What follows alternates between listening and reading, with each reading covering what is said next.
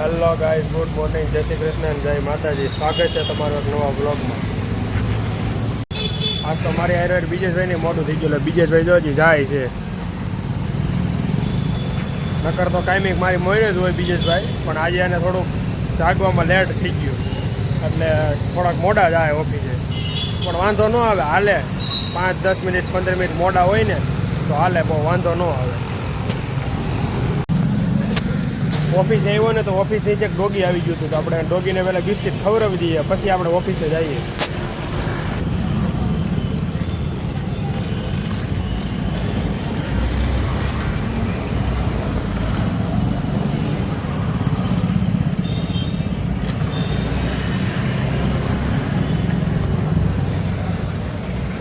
અત્યારે કૂતરા પણ છે ને બધા એવા થઈ ગયા છે કે આપણે જ્યાં સુધી ઊભા હોય ને ત્યાં સુધી ખાય જ નહીં. જોવો તમે, જો હે પણ ખાહે નહીં. હું ગોડાઉને આવ્યો ને તો આ ભાઈ નખરા કરતા હતા. જો અહીંયા હું ભારી ગયો ને નખરા કરતા.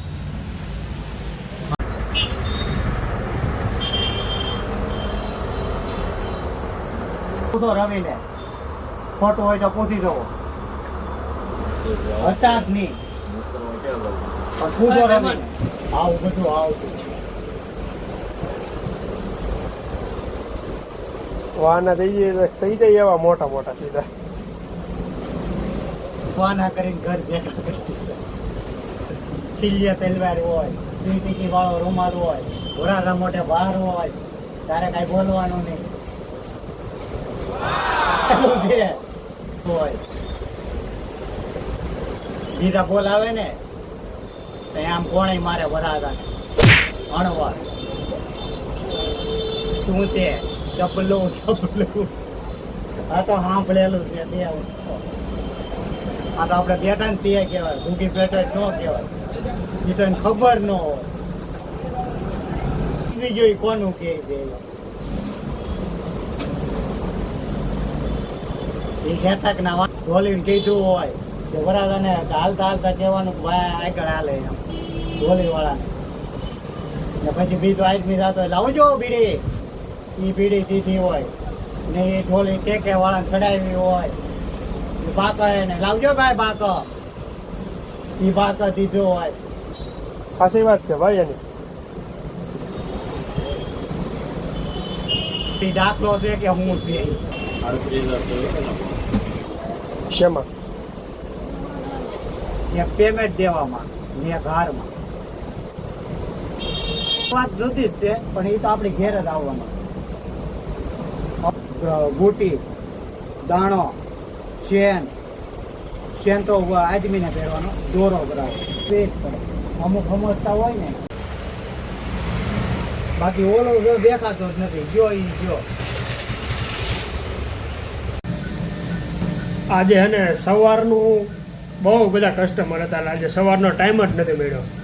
અત્યારે ઓલમોસ્ટ 2 વાગવા આવ્યા છે, હજી પણ ફ્રી તો નથી જ થયો. બધું મશીન ચાલુ છે, કારીગર હજી એટલું કામ કરે છે, જમવા પણ હજી કોઈ નથી બેઠા. આજે થોડોક કસ્ટમરનો લોડ વધારે હતો. બોમ્બેથી ગ્રાહક આવ્યા હતા એટલે થોડુંક અર્જન્ટવાળું કામ હતું, એટલે એને પહેલાં પતાવવું પડે આપણે કામ. એનું બધું અર્જન્ટવાળું હોય, કેમ કે એ લોકોને સાંજની ટ્રેન હોય એટલે એ લોકોને સાંજે નીકળી જવાનું હોય, એટલે જેટલું બનાવી એટલું આજને આજ આપી દેવાનું હોય. એટલે આજે થોડુંક જમવામાં લેટ થઈ જાય. હજી બહુ નક્કી જ નથી કે આજે જમીએ કે ન જમીએ ને એવું બહુ. એટલે આજે બહુ લેટ થઈ ગયું છે. હજી ડિઝાઇનનું કામ એટલું બાકી છે કે હજી ડિઝાઇન બનાવવાની જ છે. હજી તો સમજો નહીં કે ઓલમોસ્ટ 10 ડિઝાઇન જેવું બનાવવાનું છે. હજી 10-15 ડિઝાઇન બાકી છે બનાવવાની. એ બધી બનશે, પછી બધું કટિંગ થાય અને પછી કાલે એનું પાર્સલ થાય બોમ્બેવાળાનું.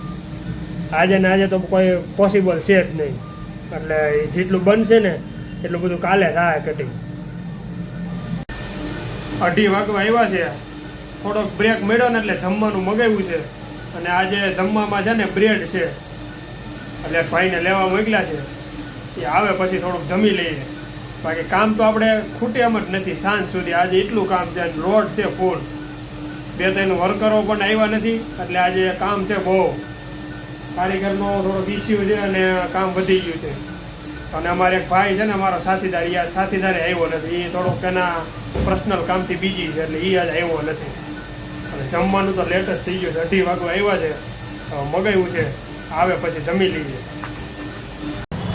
તો કસ્ટમર એને કોટર કરાવ્યું છે, તો એ કોટરવાળો આવ્યો છે તેને હું નીચે મળી લઉં. પાર્સલ આપવાનું છે ને તો અહીંયા નીચે મારો વેઇટ કરે છે. કોટરવાળા ભાઈ છે હોતે આવી જાય ને આપણે ઓફિસ બાજુ લઈ લઈએ.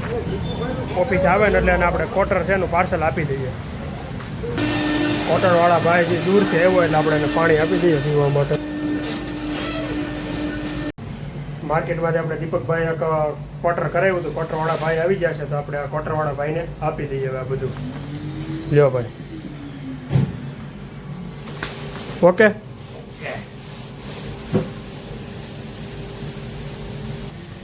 આની અંદર 2 સાડી છે ને ઓલી 3 ડાય છે. ઓકે. નાસ્તો તો એને ક્યારનો આવી ગયો હતો, પણ હમણાં જમી કસ્ટમરનો લોડ જ એટલો રહ્યો 3 વાગે જમવાનો ટાઈમ આવ્યો. જોવો તમે અત્યારે જે હું જમું છું, જોવો. એટલે આવું છે, જ્યારે કસ્ટમર બહુ લોડ હોય ને ત્યારે બધું જમવાનું ભૂલી જવાનું, પછી થોડુંક લેટ થાય પણ હાલે બધું હકાવી લેવાનું. પછી આપણે પહેલાં તો કસ્ટમરને બધું કામ પૂરું કરી દેવું પડે, એને જોતું હોય અર્જન્ટ હોય એટલે અત્યારે બધાને. અને એમાં પણ બોમ્બેવાળા ગ્રાહક આવ્યા હતા એટલે એ લોકોને પછી સાંજની ટ્રેન હોય એટલે એને પહેલાં બધું પૂરું કરી દેવું પડે. હેલો ગાઈસ, ઓફિસ બંધ કરી દીધી છે ને હવે ઘરે જવાનો ટાઈમ થઈ ગયો છે, તો આપણે જઈએ ઘરે. તો મળીએ હવે ઘર બાજુ જઈએ. ઓફિસની જે આપણે થોડીક વાર વેઇટ કરતા હતા ને ઓટોનો, ત્યાં એક કસ્ટમર આવી ગયા અમારા, તો એની જોડે અત્યારે હું બાઇક ઉપર આવી ગયો ઘર બાજુ, અને ઘરથી થોડાક જ દૂર છું. તો અહીંથી આપણે હાલ્યા જઈએ, કેમ કે કસ્ટમરને તો કાંઈ આપણે ન કહેવાય કે હાલો તમે મને ઘરે મૂકી જાવ એમ. એટલા માટે અહીંયા લઈ આવ્યા તોય સારું કહેવાય. એટલે બધે આપણે ઠેઠ ઓટોમાં આવવું ન પડ્યું.